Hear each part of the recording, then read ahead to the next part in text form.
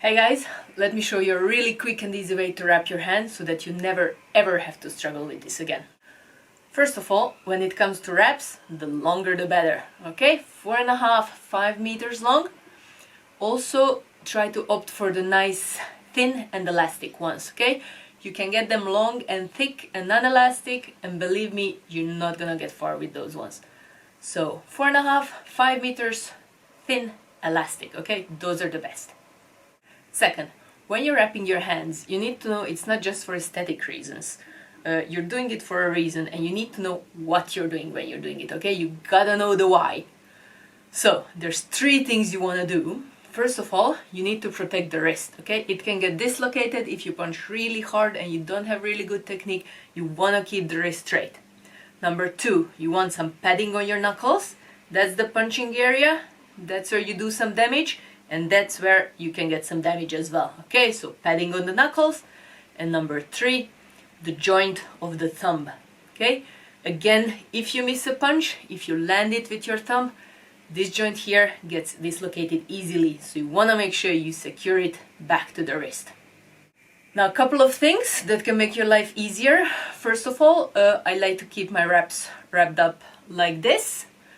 Well, the alternative is this, and good luck with that if you want to do it quickly.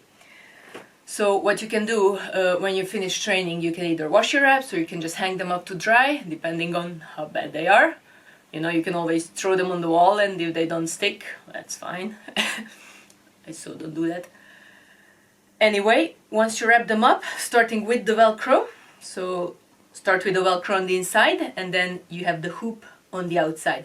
It's gonna make it much easier to wrap it quickly, and also it's gonna keep the wraps nice and straight so you don't get basically this. One more thing before we start. A lot of people start with a hoop and then they start wrapping their hands towards the inside of their palm. Now what's gonna happen here, you wrap your hands, it's nice and tight, you've done a really good job, and then you make a fist and the whole thing loosens up and you basically lose your wraps. Okay, so always make sure once you start wrapping your hands, you always start at the back of your palm. Alright then, let me show you the secret Serbian way of wrapping your hands.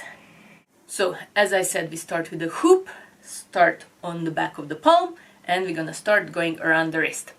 Now, there's no need to go up to the elbows, okay? Nothing to wrap here, only this joint around here, around the wrist. So, I usually go 3 times around to start with, nice and tight.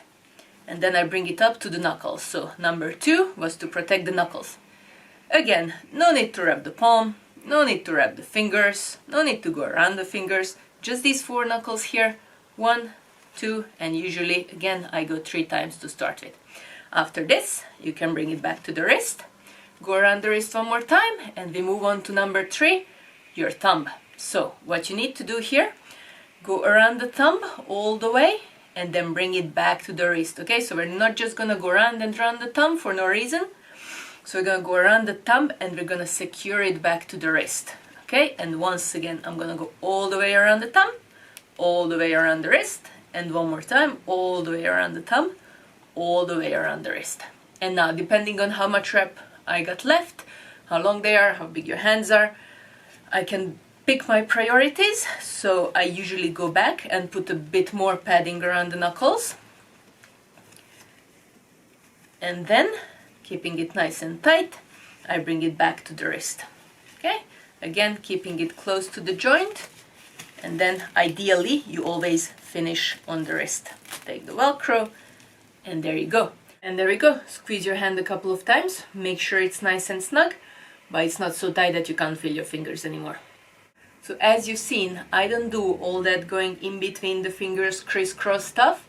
That looks super cool on YouTube, but in reality there's really not much point to it. Unless you're using some extra padding for your knuckles, so like a sponge or an extra wrap, then you need to secure it to the knuckles, okay? So you need to go in between the fingers so that it stays in place. Otherwise, you're really only just wasting a lot of material and not doing much. Actually, you can do a lot of damage there if you go a lot in between the fingers and you get the wraps really tight. These tendons that go over the knuckles to the fingers get really squeezed to the knuckle, to the bone, and they can get damaged or even torn. So it's really dangerous to have your wraps really tight. This way, you still get a lot of padding on the knuckles, but they will never get too tight to damage the tendons. Alright, now let's see how quickly I can actually do this. Got my stopwatch here. Start the time. And let's see. Around the wrist, around the knuckles, back to the wrist, and around the thumb. My aim is to get under 20 seconds. Maybe I can make it to the Guinness Book of Records.